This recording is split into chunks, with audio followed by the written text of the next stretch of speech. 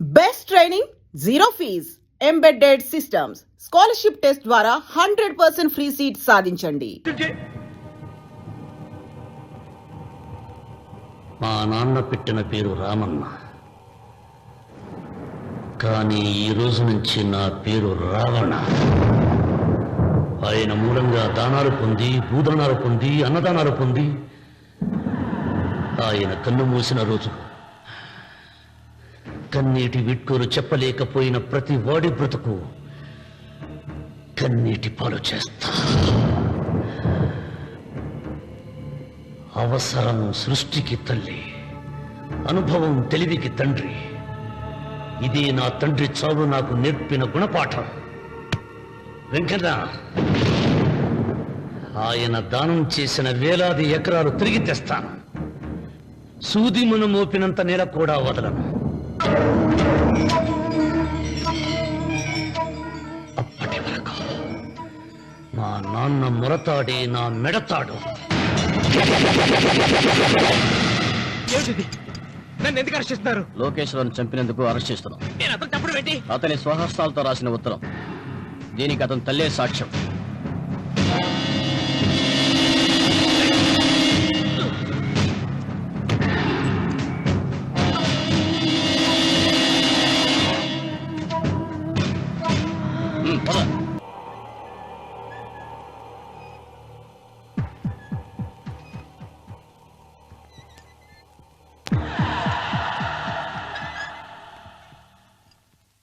అన్వర్, అయ్యా, 100 మంది పనివాళ్లను ఒక బుల్డోజర్ను ఆలయం దగ్గర తీసుకురా.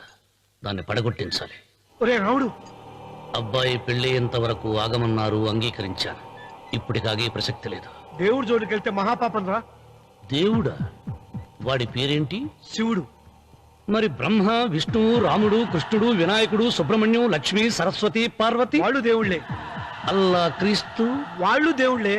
వీళ్ళల్లో ఎవడు గొప్పవాడు? వాళ్ళ నమ్మకాలను బట్టి వాళ్ళ దేవుడినే గొప్పవాడు అని సరిపెట్టుకోవడం లేదు. మా దేవుడు గొప్ప, మా మతం గొప్ప అని ఒకరినొకరు నరుక్కుని చూస్తున్నారు. నిజంగా దేవుడనే వాడుంటే కొంతమందికి ఎందుకు అన్నం దొరకడం లేదు? కొంతమంది చిన్న వయసులోనే విధవరాళ్ళు ఎందుకు అవుతున్నారు? కొంతమంది పశ్చిమలోనే తల్లిదండ్రులు ఎందుకు పోగొట్టుకుంటున్నారు? అది వాళ్ళ కర్మ. కర్మ అంటే పూర్వజన్మలో చేసుకున్న పాపం. ఆ పాపం నుంచి నీ దేవుడు కూడా వాళ్ళని రక్షించలేడా? రక్షించలేడు. అటువంటప్పుడు నీ దేవుడికి పూజలెందుకు చేయాలిరా? కన్న బిడ్డల్ని సరిగా చూడలేని వాడు తండ్రి కాదు, అందరికీ అన్నం పెట్టలేని వాడు దేవుడు కాదు. వెంకన్న, నువ్వు సద్బ్రాహ్మణుడివి. వేదాలు చదివావు, ఉపనిషత్తులు చదివావు, పురాణాలు చదివావు. నేను ఏమీ చదువుకోలేదు. అసలు దేవుడి ఆకారం ఎలా ఉంటుందో చెప్పు. ఆయనకు ఆకారం లేదు, నిరాకారుడు. అటువంటప్పుడు గుడులెందుకు, గోపురాలెందుకు, వాటిలో విగ్రహాలెందుకురా? నేను చెబుతాను వినరా. గాలి దేవుడు, అది మనం పీల్చకపోతే చచ్చిపోతాం. నీరు దేవుడు, అది మనం తాగకపోతే బ్రతకలేము. భూమి దేవుడు, అది లేకపోతే మనకు అన్నం దొరకదు. అమ్మా నాన్న దేవుడు, వాళ్ళు లేకపోతే మనం అసలే లేవు. చదువు నేర్పిన గురువు దేవుడు, కష్టంలో, నష్టంలో, సుఖంలో, దుఃఖంలో దగ్గరుండే స్నేహితుడు. స్నేహితుడు అంటే నువ్వు నాకు దేవుడివి. నీకు మొక్కుతాను రా, అంతేగాని ఆ నల్ల రాళ్ళకి రెప్పలెక్కి కాదు. అంటే గుడి మెట్లకి మొక్కే వాళ్ళంతా మురుగులా? నైవేద్యం పెట్టి నమస్కారాలు చేసే వాళ్ళంతా పిచ్చివాళ్ళ? గుండు గీయించుకుని పొర్లు దండాలు పెట్టేవాళ్ళంతా అమాయకులా? అవును. ఒక గుడి చూపించి ఆ గుడిలో దేవుడు వరాలు ఇవ్వడు అని చెప్పు. ఆ గుడి మెట్లలో ఒక్క మెట్టు కూడా ఎవడో ఎక్కడ. నైవేద్యం పెడతారన్నావు కదూ, ఎందుకో తెలుసా? పెట్టిన క్షీరాన్నాలు, దద్దోజనాలు, పులిహోరాలు మనం మెక్కుతామని తెలిసి, అదే దేవుడు తింటాడని తెలిస్తే శనగ చెక్క, ఒక బెల్లపు ముక్క కూడా పెట్టరా. వెంట్రుకలు ఇస్తారన్నావు కదూ, దేనికి? మళ్ళీ ములుస్తాయన్న ధైర్యంతో. గుండు గుట్టించుకున్నాక జన్మలో ఒక్క వెంట్రుక కూడా మొలవదు అని చెప్పు. ఒక్కడు కూడా గుండు గుట్టించుకోడు. ఒరే రావుడు, గీతలో శ్రీకృష్ణుడు ఏం చెప్పాడో తెలుసా? చిచి! 16,000 మంది గోపికలతో సరసం, 8 మంది పెళ్లాలతో కాపురం చేసిన కృష్ణుడు ఎలా వేల్పు? వాడు చెప్పిన గీత మన తల రాత. వెంకన్న, నా దృష్టిలో భగవంతుని పూజించే వాళ్ళు 2 రకాలు. భయంతో పూజలు చేసేవాళ్ళు, ఆశతో మొక్కేవాళ్ళు. పాపం చేశాం, ఆయనకు దండం పెట్టి చేసిన పాపాన్ని ఏదో ఒక రూపంలో హుండీలో వేసేద్దామనుకునే వాళ్ళు మొదటి రకం. మొక్కితే ఏదో దక్కుతుందని ఆశపడే వాళ్ళు రెండో రకం. నా భూమి నేను సొంతం చేసుకున్నాను కాబట్టి అది పాపం కాదు. భయం లేదు. ఏదో అయిపోవాలనే ఆశ తపన నాకు లేదు. ఈ రామన్న చౌదరి నిన్న జరిగింది మర్చిపోడు, నేడు జరగాల్సింది వాయిదా వేయడు, రేపటి గురించి ఆలోచించడు.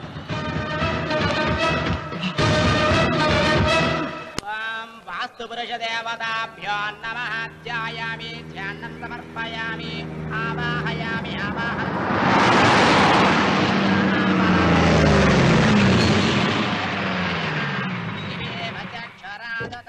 రండి రామన్న చౌదరి గారు.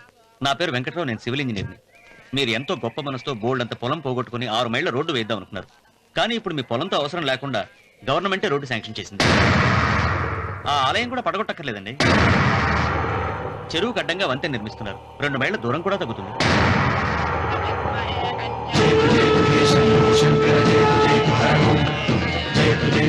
మాట వేయించడానికి నువ్వే వడివిరా, భగవంతుడే వేయిస్తాడు. అమ్మవారి ఆలయాన్ని నువ్వు తాకలేవు. పూలు వేయండి రామన్న గారు. ఆయన ఎవరు? జటాధారి స్వాముల వారు. నీకు తల్లిదండ్రులు ఉన్నారా? లేరు, చనిపోయారు. ఫోటో ఉందా? ఉంది.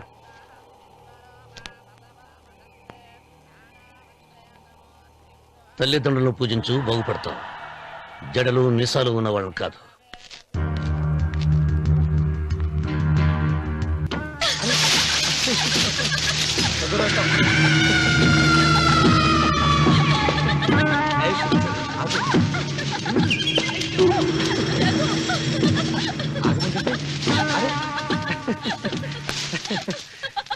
అయ్యో రఘు, నా మాట విను. ఏంటి సులోచన ఇది? ఎన్నాళ్ళలో ముట్టుకోకుండా బ్రహ్మచారిలో ఉండమంటావు? అది కాదు రఘు, నా మాట విను. ఏంటి కాదు? ఇంతకీ మన ప్రేమ విషయం మీ నాయనంతో చెప్పావు లేదా? లేదు. చెప్పవు. నీ వల్ల కాదు. నేనే మా నాన్నతో మన ప్రేమ సంగతి వద్దు చెప్పేస్తాను. రఘు, ఏమొద్దు, చెప్పేది విను. నేను చెప్పేస్తాను. రఘు, వెళ్ళొద్దు. నువ్వు ఊరుకో. ఒక్క మాట. నేను చెప్పేస్తాను. రఘు, ఆగు రఘు. రఘు,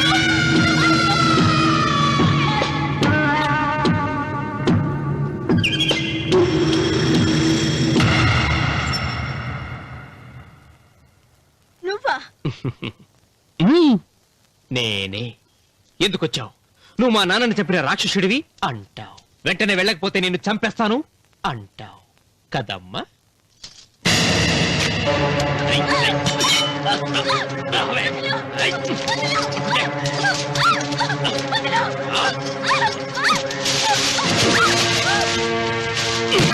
ముసలానా, లే, లే, చెప్పు. వీళ్ళ నాన్నని చంపింది ఎవరు? నేనా? నేను చంపానా? నిజం చెప్పు, చెప్పు. ఎవరు చంపారు? ఎవరు చంపారు? చెప్పు.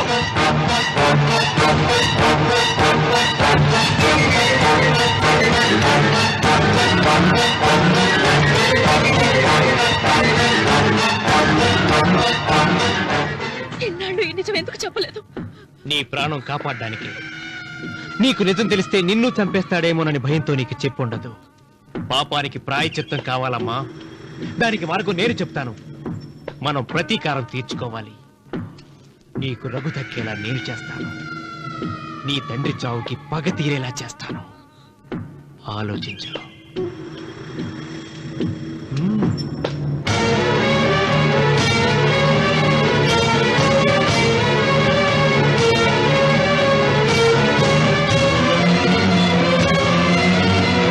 నేను నమ్మను. మా నాన్న దేవుడు. మా తాతయ్యకు జరిగిన అన్యాయానికి ప్రతీకారంగా పొలాలు స్వాధీనం చేసుకున్న మాట నిజమే, కానీ హత్యలు చేసే అంత దుర్మార్గుడు కాదు మా నాన్న. అందుకే చెప్పాను, నువ్వు నమ్మలేవు, నన్ను మర్చిపోమని. సులోచన, అదే నిజమైతే మా నాన్న నిలదీసి నిజమేంటో తెలిసాక ఆ ఇల్లు వదిలేసి వచ్చి నేను నిన్ను పెళ్లి చేసుకుంటాను. అది మహాప్రమాదం. మా మధ్యలో మాట్లాడడానికి నువ్వెవడవి? మీ నాన్న చేసిన హత్యకు 14 ఏళ్లు శిక్ష అనుభవించిన వాణిరా. నీకు నా మీద జాలి రావాలి కానీ కోపం వస్తుందేంట్రా? మీ నాన్న మనస్తత్వం నాకు బాగా తెలుసు. నువ్వు నాగసులోచన ప్రేమించుకున్నారని తెలిసిన వెంటనే వీళ్ళిద్దరిని చంపేసి వీళ్ల పొలంలోనే పాతి పెడతాడు. నా మాట విను, ఇంకేం ఆలోచించుకో. నా మాట విను.